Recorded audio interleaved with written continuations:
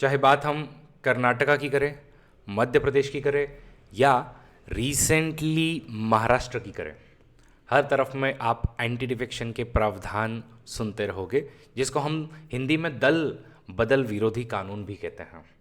नमस्कार दोस्तों, मेरा नाम है अरविंद सिंह राजपुरोहित और आज के इस वीडियो में आप मेरे साथ में सीखोगे दल बदल विरोधी कानून यानी कि एंटी डिफेक्शंस क्या होते हैं। अगर आप इस चैनल पर नए हैं तो हमें सब्सक्राइब ज़रूर कीजिएगा और ऐसे ही इंटरेस्टिंग वीडियो के लिए उस बेल आइकन पर प्रेस कीजिएगा ताकि आपको ऐसी इंटरेस्टिंग वीडियोस मिलती रहे। तो आज हम जो है वो स्टोरी एक सीखेंगे जो आयाराम गयाराम, जब भी हम पॉलिटिक्स की बात करते हैं, जब भी डिफेक्शंस होते हैं तो उस समय में ये आयाराम गयाराम की कहानी ज़रूर आती है। तो क्या है ये आयाराम गयाराम की कहानी और क्या है प्रोविजंस जिनके वजह से हम लोग ऐसा कानून जो है वो लेकर के आए थे। तो बात है हरियाणा की। हरियाणा पंजाब से जस्ट अलग ही हुआ था और ये बात है 1966 की। 1966 में जस्ट अलग हुआ था और 67 के पहले चुनाव हुए। पहले चुनाव होने के बाद में वहाँ पर जो है लगभग 81 सीटें होती, तो 81 में से मल्टीपल सीट्स जो हैं वो कांग्रेस को आई। लगभग 48 के करीब में कांग्रेस को सीट्स आई, जिनमें भगवंत दयाल शर्मा जो आप इस इमेज में देख रहे हो, तो इनकी सरकार जो है वो बन गई। लेकिन उस समय में बहुत सारे इंडिपेंडेंट्स, लगभग 16 के करीब में इंडिपेंडेंट एमएलएज भी जीत करके आए थे जो किसी पार्टी से बिलोंग नहीं करते थे, और उनमें से ही एक जो थे उनका नाम था गयालाल। तो ये गयालाल जी जो हैं वो इंडिपेंडेंट के तौर पर जो है वो उभर के आए थे। लेकिन उस समय में एमएलएज का डिफेक्शन करना कोई एक छोटी बात नहीं थी या बड़ी बात नहीं थी। लोग जो है वो लगातार पार्टीज जो है बदलते रहते थे और उनमें ही हुआ कुछ उसी तरीके से कि ये जो 16 जो एमएलएज हैं इन्होंने अपनी एक पार्टी बनाई थी जिसको इन लोग कहते थे यूनाइटेड फ्रंट। इसी के साथ साथ वहां पर जो है वो बाकी भी कुछ ओपोजिशन के मेंबर्स थे और उसमें से राव बीरेंद्र सिंह जो हैं ये 12 कांग्रेस के एमएलएज को फूट डलवा करके निकल जाते हैं और लगभग अपना 48 तक का आंकड़ा ये भी बना लेते हैं और कुछ ही दिनों के अंदर within a week Rao Birender Singh जो है वो अपनी गवर्नमेंट 1967 में बना लेते हैं। और उस पीरियड में जब बात आती है गयालाल की, तो गयालाल जो है उन्होंने अब 15 दिनों में बात करें तो 3 बार पार्टी चेंज की और 9 घंटे के अंदर अंदर 2 बार पार्टी चेंज कर दी। तो विद इन 9 आवर्स वो कांग्रेस के अंदर गए, कांग्रेस से बाहर आए और 15 दिनों के अंदर अंदर उन्होंने यूनाइटेड फ्रंट नाम की पार्टी को भी ज्वाइन कर दिया। ये बेसिकली उस समय के राजनीति को दर्शाता है कि कितनी अस्थिर उस समय की राजनीति हुआ करती थी। कांग्रेस जो है, खास करके जब से कांग्रेस जब बनी थी तो उन्होंने ये डिफेक्शंस हमेशा से प्रमोट किए ही थे। और जब ये बातें चल रही थी, जब गयालाल पर सवाल आ रहा था कि गयालाल है कौन से पार्टी में, क्या वो कांग्रेस में है, क्या वो इंडिपेंडेंट है या अब वो एक यूनाइटेड फ्रंट का पार्ट बन चुके हैं, जब ये सवाल आया उस समय में राव बीरेंद्र सिंह जो है वो चंडीगढ़ में एक प्रेस कॉन्फ्रेंस करते हैं और प्रेस कॉन्फ्रेंस में करते हुए वो कहते हैं कि गयाराम हमारे साथ में है, अब गयालाल हमारे साथ में है, तो गयाराम अब जो है वो आयाराम है, तो गयाराम अब आयाराम है। तो इस तरीके से वहाँ से गयाराम आयाराम की जो है वो एक फेमस सा पॉलिटिक्स में कोड जो है वो आ जाता है। ऑब्वियसली ये सिलसिला चलते रहा और कांग्रेस को इसका फ़ायदा होते भी रहा। 1967 के बाद में हम लोग देखते हैं कि कांग्रेस जो है वो काफ़ी इस तरीके के डिफेक्शंस करवा करके जगह जगह पर अपनी गवर्नमेंट जो बनाती है, ओपोजिशन को वीक करती है, और कांग्रेस का कोई इंटेंशन नहीं था कि वो इस तरीके के एंटी डिफेक्शन की प्रोविजंस लेकर के आए।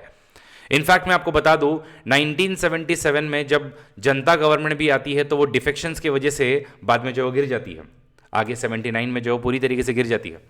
उसके बाद भी कांग्रेस गवर्नमेंट में, खास करके इंदिरा गांधी गवर्नमेंट में, ये उनका एम नहीं था कि हम लोग इस तरीके के डिफेक्शन लेकर के आए। पार्लियामेंट में बार बार चल रही थी कि इस तरीके के डिफेक्शन के प्रावधान लाए जाएं।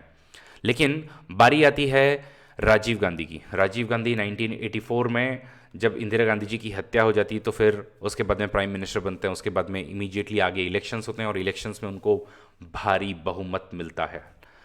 कांग्रेस के इतिहास में उनको 404 सीटें कभी नहीं मिली थी। इवन जब नेहरू प्राइम मिनिस्टर थे तभी भी उनको 404 सीटें नहीं मिली थी, और उस इतिहास में जब उनको 404 सीटें जब मिल जाती है तो अब वो पॉलिटिक्स में जब आए हैं तो नौसीख ही होते हैं थोड़े से। 84 मतलब अभी उनको आकर के एक साल भी पूरा नहीं हुआ है और उनको ये डर था कि ओपोजिशन वाले कहीं ये सब तोड़ना जो है वो शुरू ना कर दे, इसलिए उनकी गवर्नमेंट जो है वो एक 52nd कॉन्स्टिट्यूशनल अमेंडमेंट लेकर के आती है 1985 में, जो बेसिकली हमारे कॉन्स्टिट्यूशन में 10th शेड्यूल ऐड करती है, जिसके अंदर में एंटी डिफेक्शन के प्रोविजंस लिखे जाते हैं कि कौन कौन से कंडीशंस में आपको एंटी डिफेक्शन प्रोविजंस के अंडर में एज अ एमपी या एमएलए डिस्क्वालीफाई कर दिया जाएगा। इसकी मांग वैसे ही उठ रही थी, लेकिन राजीव गांधी ने अपना भी थोड़ा सा हित देखते हुए उन्होंने इस तरीके के प्रोविजंस जो है वो संविधान में लागू करवा दिए। ये प्रोविजंस क्या होता है, इन प्रोविजंस को जरा चलिए देखते हैं। तो इन प्रोविजंस में अगर हम बात करें तो सबसे पहली बात है कि अगर आप डिस्क्वालीफाई हो जाओगे, अगर आप वॉलंटरली मतलब खुद से अपने ही जिस इलेक्टेड पार्टी से आप आए हो, जिसके टिकट पर आप आए हो, उससे इमीडिएटली आप रेजिग्नेशन दे दो। अगर आप अपनी मेंबरशिप से रेजिग्नेशन देते हो तो ऑटोमेटिकली जो है वो आपके ऊपर में एंटी डिफेक्शन के प्रोविजंस लगेंगे और आपको डिस्क्वालीफाई करवाया जा सकता है। दूसरा, आपके पॉलिटिकल पार्टी ने आपको किसी इंपॉर्टेंट मुद्दे पर एक डायरेक्शन दी है कि आप इसी तरीके से वोट कीजिएगा, लेकिन आप उस डायरेक्शन के अगेंस्ट जाते हो, उसके कॉन्ट्री जाते हो, और कॉन्ट्री में अगर आप इस तरीके से वोटिंग करते हो तो again that will be violation of anti defection law और आपको डिस्क्वालीफाई करवाया जा सकता है। अगर कोई इंडिपेंडेंटली इलेक्टेड मेंबर है, एमपी है या एमएलए है, उनको इंडिपेंडेंट ही रहना पड़ेगा। कब तक? जब तक नया इलेक्शन नहीं हो जाता है। अगर आप किसी भी पॉलिटिकल पार्टी को अगर ज्वाइन करते हो तो अगेन आपको डिस्क्वालीफाई कर दिया जाएगा। एंड सिमिलरली एक नॉमिनेटेड मेंबर अब तो चलिए राज्यसभा में ही होते हैं। राज्यसभा के जो भी नॉमिनेटेड मेंबर्स हैं उनको अगर किसी पॉलिटिकल पार्टी को ज्वाइन करना है तो आपके पास में 6 महीने हैं। 6 महीने के अंदर आप अगर किसी पॉलिटिकल पार्टी को ज्वाइन करते हो तो आपको डिस्क्वालीफाई नहीं किया जाएगा, लेकिन 6 महीने खत्म होने के बाद में अगर आप किसी पॉलिटिकल पार्टी को ज्वाइन करते हो तो आपको डिस्क्वालीफाई कर दिया जाएगा। तो ये 4 ग्राउंड्स हैं जिनके बेसिस पर एंटी डिफेक्शन लगता है। और इसमें अल्टीमेट डिसीजन कौन लेगा? यूजुअली किसी एमपी और एमएलए को अगर रिप्रेजेंटेशन ऑफ पीपल एक्ट या कॉन्स्टिट्यूशन के प्रावधान के अंदर में डिस्क्वालीफाई करना है तो प्रेसिडेंट और election commission of India determine करते हैं कि आपको कैसे डिस्क्वालीफाई किया जाएगा। वही अगर हम बात करें एंटी डिफेक्शन प्रोविजंस के अंदर में कौन डिसीजन लेता है, answer is presiding officer of the house. मतलब लोकसभा में स्पीकर डिसीजन लेंगे और राज्यसभा में जो चेयरमैन हैं वो डिसीजन इस चीज़ के लेंगे कि इनको डिस्क्वालीफाई किया जाए या नहीं किया जाए।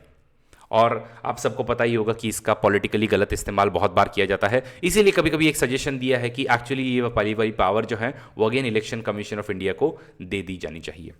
गाइज, आई होप आजकल में चल रहे एंटी डिफेक्शन के प्रोविजंस पर चर्चा में जो मुद्दे हैं उनके बेसिक्स जो हैं वो आप लोगों को इस वीडियो से समझ में आए हैं। आपको आयाराम गयाराम की कहानी इस वीडियो में समझ में आई है। ऐसे ही अगर आपको अपने दोस्तों को यही वीडियो से रूबरू करवाना चाहते हैं तो इसको लाइक कीजिएगा, शेयर कीजिएगा और कमेंट करके बताइए कि आपको और कौन कौन सी वीडियो हम बना करके दें। Thank you so much. This is Arvind Singh Rajpurohit signing off. मिलेंगे ऐसे ही अगले किसी वीडियो में।